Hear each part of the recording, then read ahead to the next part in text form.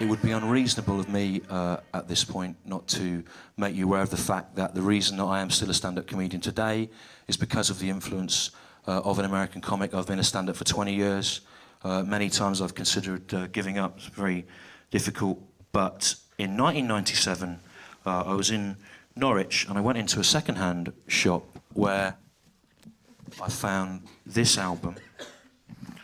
This is an American stand-up comedy album from the early 70s. It's by a comic called Franklin Ajayi, and it's called I'm a Comedian, Seriously. And I can honestly say that this album has been a constant source of inspiration to me and a great comfort in times of stress. But if you're near the front, you can see it's still in its cellophane wrapper. I've never opened it or listened to it. I've never listened to it and I have no intention of ever doing so. But it is a great source of comfort and inspiration to me nonetheless. There's two things that I like about this album. First of all, I like the cover.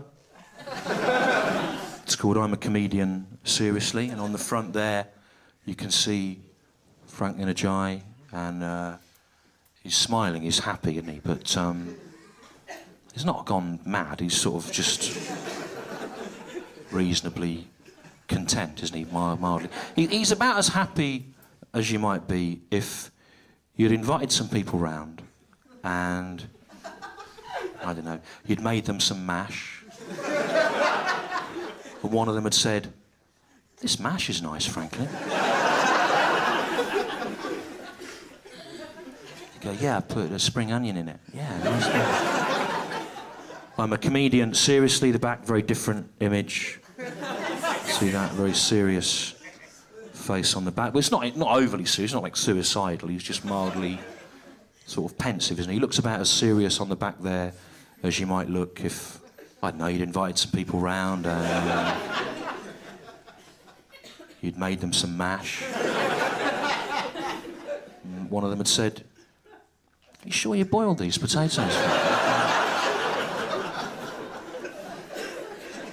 "Nice mash. Are you sure you boiled these potatoes?" The other thing I like about this is the sleeve notes, which I genuinely think are brilliant, and tell me as a stand-up and you as consumers of comedy all you really need to know to understand what it is you're seeing. He writes, "I feel that the two pictures on this album," that's that one, remember, nice mash, and did you boil these potatoes? "I feel that the two pictures on this album convey accurately the contrasting mental processes of a comedian during a performance." That's the two processes there. So let's just think about that, right? Because you come out, you go, "Let's go and see the comedy. Ah, that'd be funny," right? Then we'll get some chips on the way home. We're artists at work. This makes this clear. There are at least two processes at work here. He goes on, "All the material on this album is derived from events and situations which either happened to me or I observed firsthand. After thinking about these events, I found something in each one to laugh about. It would be hip if you'd join me." Yeah, have a good old laugh at the archaic language, but think about what he's saying, right? You don't just come out as a stand-up and go, "Oh, I saw a cat today, that was funny." No. You have to take that material and process it and apply an artistic process to it, and only then can that raw material become a comedy routine. We're artists at work, working with artistic processes. So given that we are artists working with artistic processes, let's have a look and see from the track listing what the first three subjects that Franklin Ajayi chose to apply this artistic process to are. And they're homosexuals, girls with big breasts, and dick caught in zipper.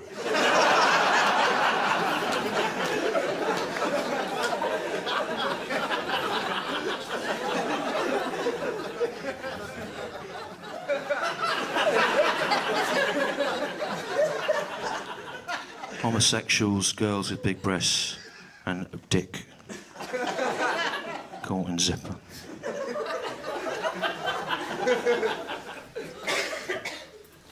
And remember, ladies and gentlemen, all the material on this album is derived from events and situations which either happened to Franklin Ajayi or which he observed at first hand. And I was just wondering if homosexuals, for example, was that an event and situation which happened to Franklin Ajayi?